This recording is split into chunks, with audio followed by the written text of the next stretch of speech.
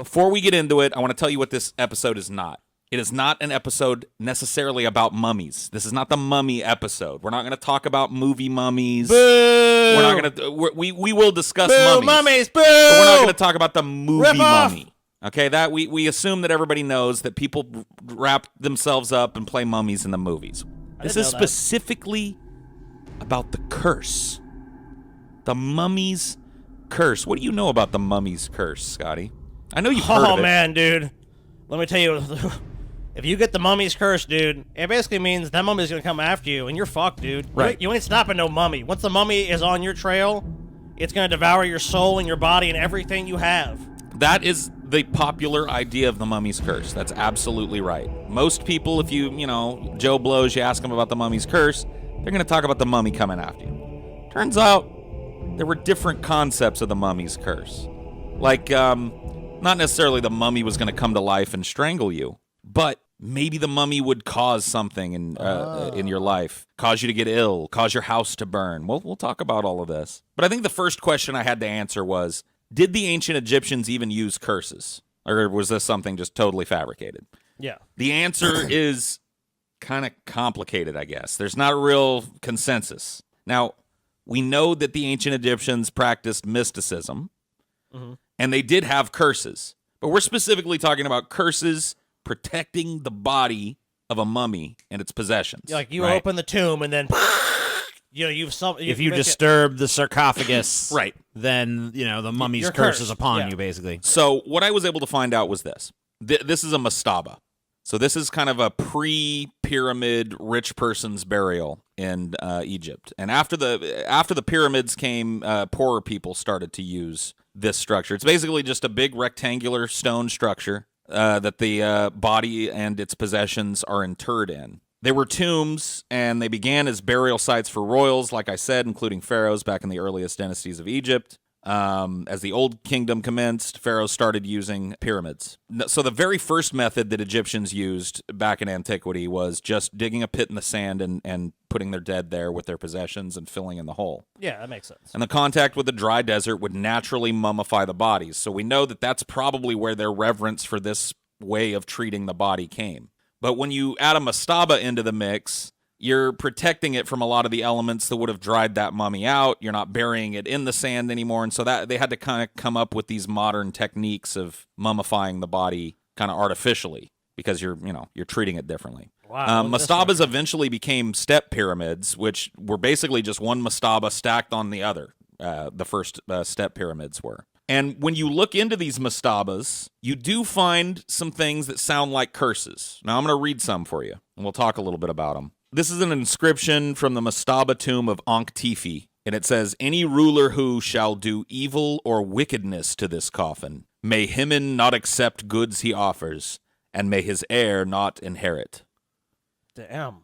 Here's another one. "As for all men who shall enter this my tomb impure, there will be a judgment. An end shall be made for him. I shall seize his neck like a bird. I shall cast the fear of myself into him." This is actually Hymen, who was mentioned in the other inscription, who, from what I can tell, is a falcon with a boner. Cool. Well, yeah, I mean, he was like a local deity, I guess, worshipped at the time that this particular pharaoh was buried. There are questions as to whether or not these curses, and I got another one that I'll read for you here in a second, but there are questions as to whether or not these curses are actually curses upon tomb robbers, because when you look into this, you'll find some people that take the tack that this was like an ancient ADT security system. It's like having the ADT thing out on your lawn saying, hey, man, you break in here and bad shit's going to happen to you. But a lot of people dispute that. And one of the reasons they dispute it is because around 1 to 2% of Egyptians could read hieroglyphics. So it was much more for the priest class and the pharaohs and the upper crust of society, all of whom aren't going to be caught raiding a tomb. No. So basically your common garden variety grave robber isn't going to be able to read some warning anyway. Right. It doesn't make a whole lot of sense to put a language that's really just used by the upper classes to ward away the lower class. Nobody could read it. So a lot of people say that these, instead of being aimed towards grave robbers, are aimed towards the priests and holy men and shit that had to upkeep these tombs and do rituals in these tombs, warning them from disturbing the body or doing anything wrong or taking anything. But that's not, you know what I mean? That's a curse that's not really going to affect most people now. And it would kind of die in its grave here, you know. But it's really in kind of conflict whether or not curses were actually used in this way by Egyptians. Here's one from a little later, so after they started using pyramids. They all but disappear at that point, by the way. So they were pretty uncommon to find in this era with the mastabas and shit. Once you get to the pyramid, the Old Kingdom era, you hardly see these curses at all, but they do get more violent. So here's one from the Old Kingdom. All people who enter this tomb will make evil against this tomb and destroy it. May the crocodile be against them in water and snakes against them on land.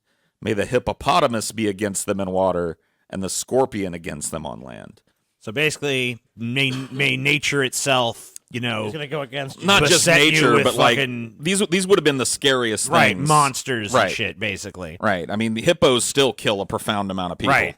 Hippos and crocodiles are gonna be coming Dangerous after you. animals. Fucking scorpions Scorpions. and snakes are gonna be coming after you. You're not gonna be happy if you dare defile this tomb in any way. Right. But I kind of expected that I was going to get just like a ton of these different curses, but finding specific examples of these curses is pretty hard because there's not many of them.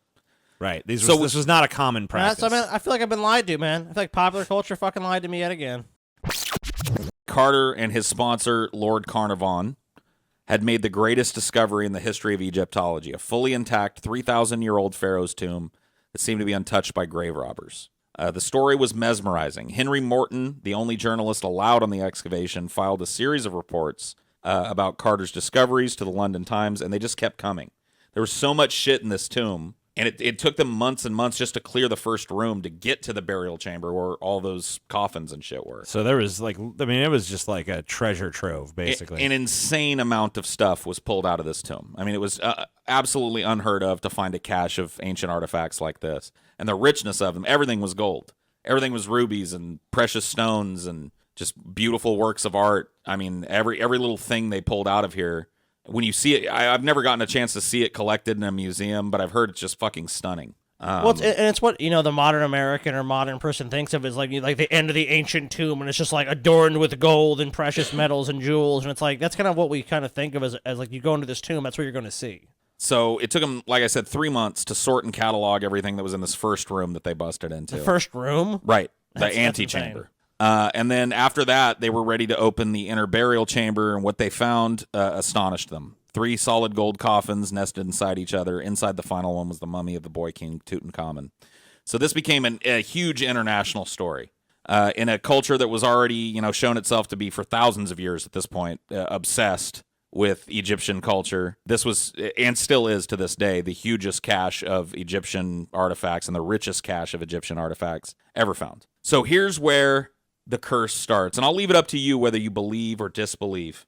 So the day Carter first discovered the entrance to the tomb, when he got home, he saw that a cobra had gotten into his house and killed his pet canary. Now, pharaohs were represented by the cobra, Scotty. I see your fucking skepticism firing up. And Carter's workers all felt it was an ill omen. Do not enter.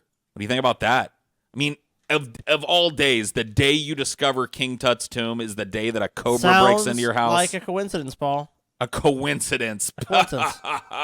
Whoever heard of such a thing? Best-selling novelist Mary Corelli, quoting an ancient Arabic manuscript, told the press that the most dire punishment follows any rash intruder into a sealed tomb. Oh, yeah. But maybe you're not convinced, Scotty. No, not yet. A few months after the tomb's opening, tragedy struck. Lord Carnarvon, 57, was taken ill and rushed to Cairo, where he died a few days later. The exact cause of death was not known, but it seemed to be from an infection started by an insect bite. Legend has it that when he died, there was a short power failure, and all the lights throughout Cairo went out. And then his son reported that back on the estate in England, at the same time Carnarvon was dying, his favorite dog howled and dropped dead. Explain that. Is that just another coincidence, Scotty? Sounds like a bunch of bullshit to me. Huge blackout. Dude dies from a fucking mosquito bite. All right, let's see. So power His outage. dog drops dead. So Egypt probably didn't probably have that great of energy grids at the time. What? The guy got sick because he's in a foreign Explain the dog. He's in a foreign country where he's not used Explain to the dog. Yeah, what happened to the dog? How do you know? I mean, It's another Explain the coincidence. dog. that just sounds like more of an urban legend or a tall No, tale. explain the dog. Well, there's even more, Scotty. There's even more. That's All not right. enough. On this point, there's more. Even more strange. When the mummy of Tutankhamun was unwrapped in 1925, it was found to have a wound on the left cheek in the same exact position as the insect bite on Carnarvon that led to his death. I think my next picture shows that wound, TJ. All I right. don't see it. See, there it is. Okay, well, I see that. Right there on his left cheek. Well, it's why they believe that he was murdered. I mean, obviously he was a child, so He was also sickly. yeah, he was sickly. So they probably just didn't want him to be a pharaoh. You know, they gave him a nice burial though. Now, you tell me, a man dies from a bug bite in the exact place as a scar that exists on the mummy whose tomb he desecrated. What? And on the same day, the lights in Cairo go dark.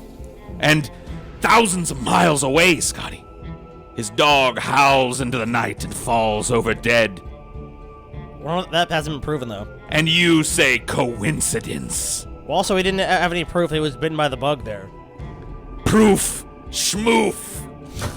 Look into the eye sockets of Tutankhamun and you will see the truth. All right, Hell yeah. I see it. It's some person who was at once in basically a role of importance in their society. They were brutally murdered for power, buried in a tomb very ornately, which is very interesting to A people. cursed tomb. Which is very interesting to a lot of people who A have cursed tomb. interest in this Scotty. in an ancient culture. And then they make a discovery which is great and a lot for archaeology, but it's just popular culture. And this just sounds like a story that would sell more tickets to go to the museum. What an idiot. Pish posh applesauce, Scotty. Because they widely toured with this mummy. So I mean, people have been seeing this mummy for You the think the last curse 100 is years. over now, Scotty? You think that's all we I got? don't think there's ever a curse to begin with. You think I would just bring one man's death to the table, Scotty? One series of, as you call them, coincidences? No. It was just the first, Scotty. Just the first of many, many coincidences. All right. Who was So, this dude?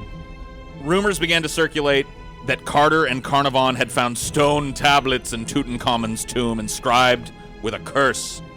Had Carnarvon been struck down by a pharaoh's spell for daring to desecrate the burial place? I think we've proven that yes. Yeah, I'm convinced. And before you start saying, well, who else believes this? How about Sir Arthur Conan Doyle, Scotty? Creator of Sherlock Holmes thought so. Now, ironically, for a man associated with the logical detective, Doyle was an ardent believer in the supernatural and declared that Carnarvon was struck dead for daring to disturb the young boy king. But that's just one death, Scotty. But one death. More were to follow.